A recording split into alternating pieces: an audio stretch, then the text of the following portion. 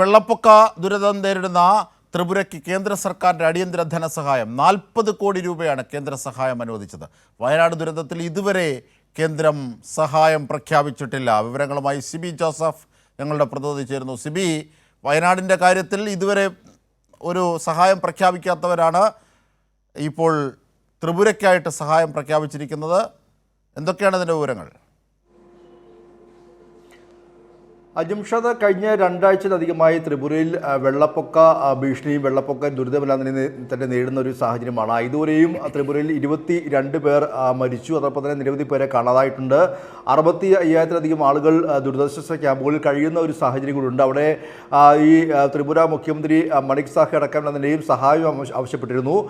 ഇന്നിപ്പോൾ രാവിലെ എക്സിലൂടെ കേന്ദ്ര ആഭ്യന്തരമന്ത്രി അമിത്ഷായാണ് 40 കോടി രൂപ അടിയന്തര ധനസഹായം ത്രിപുരയ്ക്ക് പ്രഖ്യാപിച്ചതായി അദ്ദേഹം അറിയിച്ചത്. മാത്രമല്ല മറ്റ് തിരച്ചിലിൽ രക്ഷപ്പെടുത്താൻ വേണ്ടിയുള്ള എല്ലാവിധ സായുധ സേനയെല്ലാത്തിൻ്റെയും വിന്യസിച്ചായി അറിയിക്കുകയും ചെയ്തിട്ടുണ്ട്. എന്തായാലും ത്രിപുരയ്ക്ക് സഹായം വേണ്ടത് തന്നെയാണ്, നൽകേണ്ടത് തന്നെയാണ്. പക്ഷേ ഇവിടെ മറ്റൊരു ഇരട്ടത്താപ്പുള്ളത് നമുക്കറിയാം. കേരളത്തിൽ വയനാട്ടിൽ 300-ലധികം പേരുടെ മരണത്തിനിടയാക്കിയ ഒരു വലിയ ഉരുൾപൊട്ടൽ ഉണ്ടാകുകയും ഈ സംഭവത്തിൽ ഇതിന് പിന്നാലെ എല്ലാം തന്നെയും കേന്ദ്രത്തിനോട് പലതവണ കേരളം ധനസഹായം ആവശ്യപ്പെട്ടിരുന്നു. പക്ഷേ ഇതുവരെയായിട്ടും നാളിതുവരെ 1 രൂപ പോലും ധനസഹായം ലഭിച്ചിട്ടില്ല എന്നുള്ളതാണ് ഇതിൽ ഏറ്റവും പ്രധാനമായും എടുത്തു പറയേണ്ടത്. പ്രകൃതി ദുരന്തങ്ങളെ പോലും എങ്ങനെ രാഷ്ട്രീയമായി BJP സർക്കാർ കാണുന്നു എന്നതിൻ്റെ വ്യക്തമായൊരു ഉദാഹരണം കൂടിയാണിത്.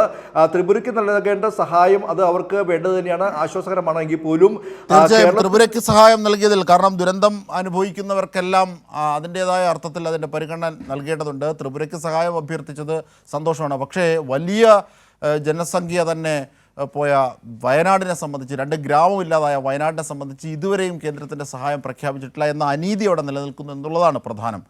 സിബി ജോസഫാണ് വിവരങ്ങൾ, വിശദാംശങ്ങൾ നൽകിയത്.